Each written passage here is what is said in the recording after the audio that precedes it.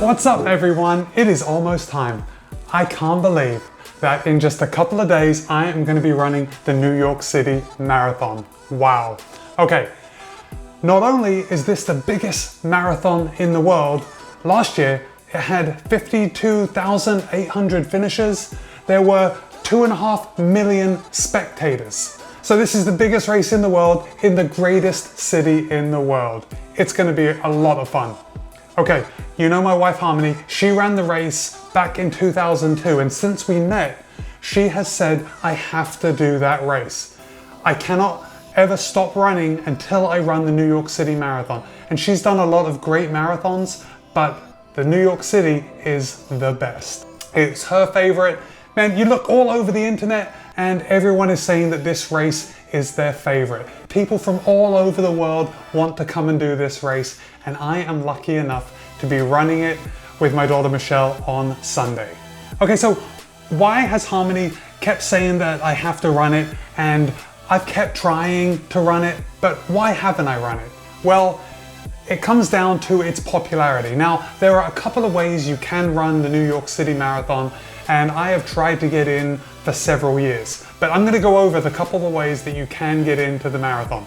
Okay, the first up, if you're a New York City local, you can participate in the 9+1 program, which means you run 9 New York Roadrunner races and you volunteer at one, and then that gets you guaranteed entry. Oh, and I should say that this guaranteed entry is guaranteed non-complimentary entry. So you are guaranteed a spot, but you still have to pay for it. You can also time qualify for this race, and that's how I got my entry this year. My marathon qualifying time for the New York City Marathon is 2 hours and 58 minutes. And at the 2018 Disney Marathon, I crossed the line in 2:58:16.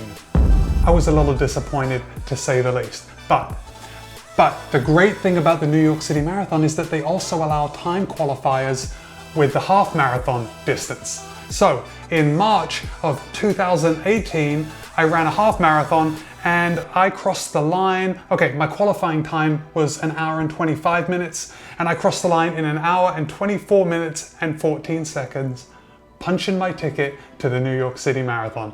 I remember those last couple miles of that half marathon, and New York was on my mind. That is what I was running for. Okay.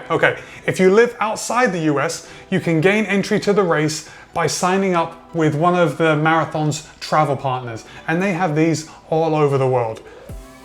If you sign up for entry this way, you will be buying the whole package. So you'll be buying your race entry, your airfare, your hotel. It's a whole big package. So it probably gets a little expensive, but it's a very international race. I think I read there were runners from 129 countries at last year's race.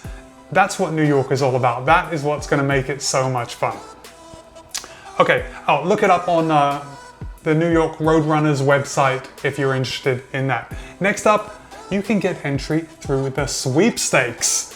Yes, the Sweepstakes. Okay, usually it's only about 100 lucky people, so yeah, good luck with that if you win that. But these 100 lucky people will be drawn and they will get entry to the race. Okay, it may sound a little similar to this next way of getting in. This is the most common way, and that's the lottery or the ballot to get in. So it sounds very similar, but it is a little different. So the lottery opens for a 1-month window, and you get to apply, you put in your credit card information. So if you get chosen, it automatically takes the money and you get your entry. But, and this is why I haven't run the race in like the last 8 years that I've been applying for it, is because there is only a 16 to 17% chance that you'll get chosen in the lottery. You can imagine, a lot of people get turned down every time in the lottery. So that's why I was really happy to time qualify. And actually, I've run qualifying times in the past. I think back then I just didn't know that I could time qualify for New York, or I didn't do my research. I only put in the lottery. Okay, so let's talk about the course for a second. The New York City Marathon is pretty hilly. Now, there are a lot of you watching that it may not be that hilly. You look at the course and you think, what is this guy talking about? I live in Florida. The only hill that I go to are man-made hills and they're over like they're bridges or they're over a golf course overpass. I'm not well hill trained. So for me, the New York City Marathon is very hilly. I'm going to be running Sunday at a pretty easy pace for me. It won't be as easy as my run around the block, you know, because that's very, very flat. But I'm not going to be running at an all-out effort. Michelle and I are running together and we're going to have a great time. Okay, so what is my race strategy? Well, as I said, I'm running with Michelle. And again, remember a couple weeks ago we ran Chicago together, and at that race she logged a 4-minute PR and we came in at 3 hours 34 minutes and 51 seconds. That's right. I'm going to put a link to my Chicago Marathon video. It's up there in the upper right hand corner. Check that out when we're done here. Okay, so for the New York City Marathon, our A goal is 3 hours and 45 minutes and our B goal is 3 hours and 50 minutes. I know there isn't much wiggle room between those two goals, but those are the times we're going for. So if you'd like to track me, the easiest way is to download the New York City Marathon app. It's on iOS and Android and it looks something like this. You can go ahead and download that and you can put in my number. You can see that my number right here is 3288 and I'm in Green Wave 1. By the way, the green wave runs on the lower level of the Verrazano Bridge.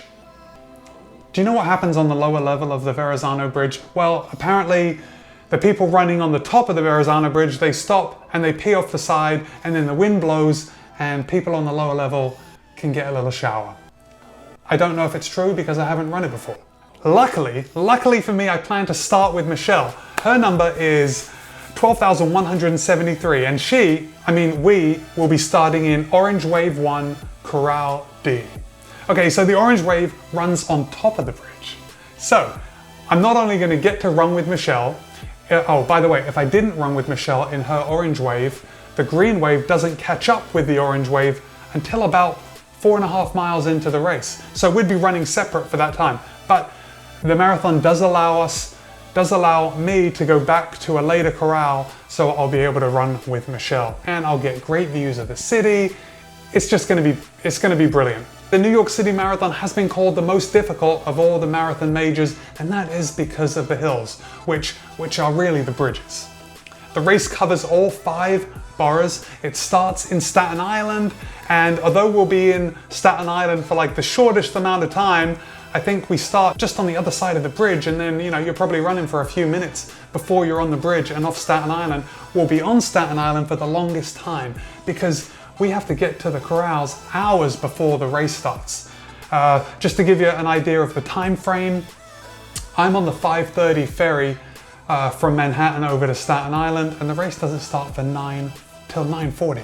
That's over 4 hours until the race starts. So yeah, there'll be several hours spent in Athletes Village and then probably another half an hour waiting in my corral to actually get to the start line before we can start running at a good pace. Okay, as far as strategy goes, I'm going to be holding Michelle back a bit, especially during those early miles and especially on the downside of the Verrazano Bridge, because that comes at like mile 1 to 2 is all downhill. So you're running down the bridge into Brooklyn. And I'm going to have to be holding her back because she just likes to go, and you know how it is. You want to conserve that energy early in the race, so you've got that energy for the end of the race. Okay, then we're in Brooklyn for about 11 miles, and that's pretty flat. And the crowds in Brooklyn, I've heard, are crazy. So I'm super excited to see that. Okay, we only run through Queens for a couple of miles, but the Queensboro Bridge is around mile 14, and that's where I'll be using Michelle to help pull me up. Michelle lives in New York City, so she trains in Central Park. She trains in the hills all the time. Me, not so much. I'm hoping the crowds are gonna pull us through as we come into Manhattan. So that's another area, when we first enter Manhattan, that's another area I've heard that the crowds go crazy. So we'll be running north on First Avenue. That's where I'm gonna see Harmony, Ryan, and my mum. My mum has come down from the Boston area to see me and Michelle run. We're gonna see them for the first time. Next up is the Bronx. So the Bronx at miles 19 through 20. This is about the time we're going to need something to take our mind off of running, and I'll be looking forward to the bands and the dancers. I've heard there's an entertainment zone up there that goes off and it gets everyone in the mood for that last push, that last 10K to the finish. Leaving the Bronx, we come back into Harlem and it's a slight uphill. We're running south on 5th Avenue, I think, and there's a slight uphill there, so it shouldn't be too bad. What I read is about 1.5%, 2% incline, so you know, not too bad at all. After that slight incline on 5th Avenue, it kind of levels out a bit for a mile, but then we enter Central Park at mile 24. Then the hills get pretty significant. It's pretty hilly in Central Park. And I'm hoping Michelle is feeling pretty strong because this Flatlander is going to need her that late in the race in the hills. Now again, listen, if you've run in Central Park, if you've run the New York City Marathon, you are probably rolling your eyes when I say significant hills. When I say significant hills, I mean rolling hills, but rolling hills to me are significant. I'm really hoping that running this race at a conservative pace for me allows me to barely notice the hills. That's what I'm hoping for. Keep your fingers crossed for me. Then it's a sprint to the finish of the greatest marathon in the world. And I'm getting the chills and the feels just thinking about it. All right guys, thanks for staying all the way to the end of this video. I know it was just me talking about my race. I have my race shoes here, my sunglasses that I'm going to be wearing. I am packing as soon as I'm done making this video and getting everything squared away for the trip. I will be making a video of the race experience. So if you're not already, please subscribe. Give this video a thumbs up if you liked it, and I'll see you on Sunday. And as always, be kind, be happy, and run well.